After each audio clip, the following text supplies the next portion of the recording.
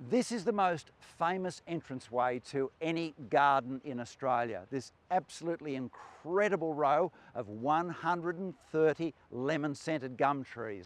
Gorgeous sort of grey, pinky, silver trunks. Absolutely incredible. Do you know what the garden is? It was actually a wedding gift from Keith Murdoch, he was 43 years old, to his young bride Elizabeth back in 1928. Now these trees weren't here then. He actually commissioned Edna Walling, who was the gun designer of gardens in Australia at the time, to design the garden.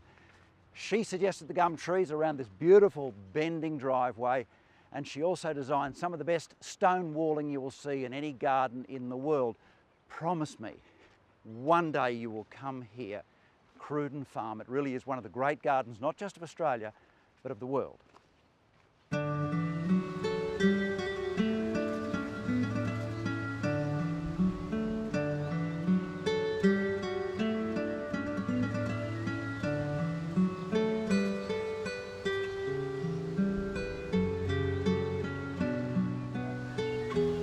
You're 19 years old, just married, and you arrived here.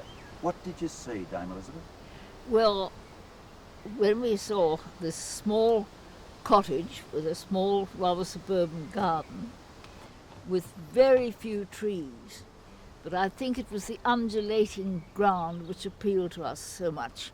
And of course I was so excited to be going to have my own garden. When I look at the photos of you and Keith, there seemed to be a strong bond there. Yet I noticed when I do my maths, there was a big age difference. Did it ever matter? No, not a bit. Looking back, I marvel that I had the nerve to think I would be adequate. But I was very much in love, and it never entered my head that I wouldn't be adequate.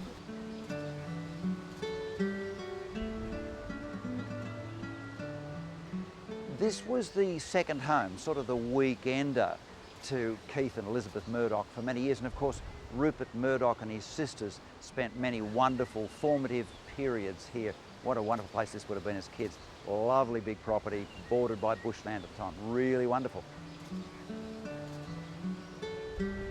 Which are the bits of the garden that give you most satisfaction? Well, that's asking me which of my children I love most. Well, I think in recent years, the picking garden has given us me enormous pleasure. Of course, the wall garden's very attractive, but that's very restricted. And parts of the front garden are very lovely. And I think since we put the lake in,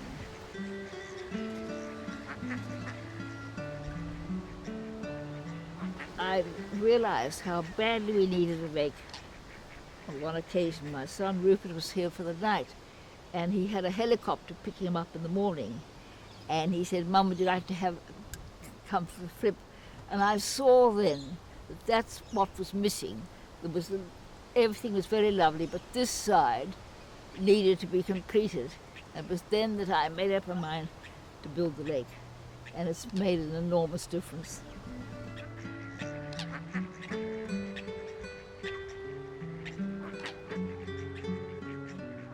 In your day, you were a horsewoman.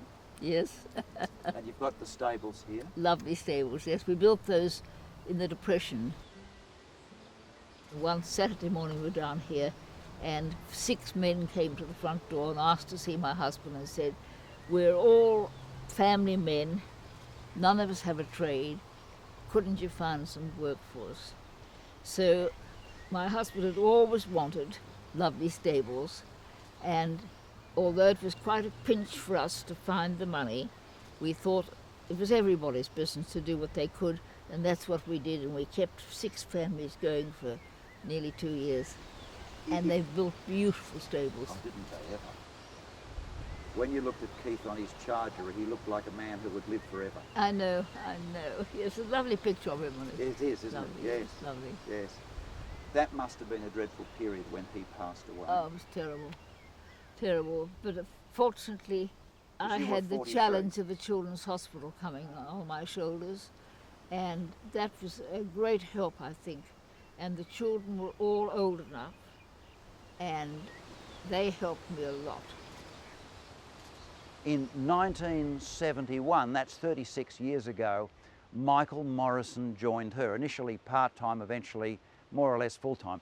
That's him over my shoulder in the background there. He's the gardener, and there was this wonderful collaboration between Michael and, of course, as she became, Dame Elisabeth. And it really has created the most wonderful chemistry in the garden, the two of them bouncing their ideas off one another.